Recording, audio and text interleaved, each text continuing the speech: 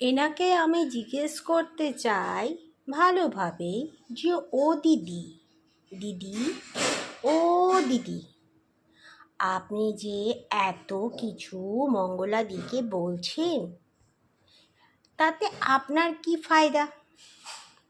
যদি এতই আপনারা বেঙ্গলে বসে আছেন, ঠিক আছে, আপনার বেঙ্গলেই থাকেন, এতই প্রতিবাদ করার যদি ইচ্ছা, তাহলে একটুখানি বেঙ্গলের অবস্থাটা দেখেও একটু প্রতিবাদ করুন। এতই যদি সাহস, না, তা করবেন না, তা কারুর মাথা ব্যথা নেই।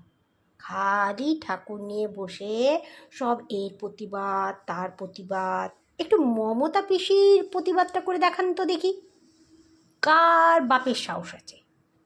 তবে জানবো যে প্রকৃতিকেও ভক্ত, ঠিক আছে? এরম তো আজে বাজেদের সবাই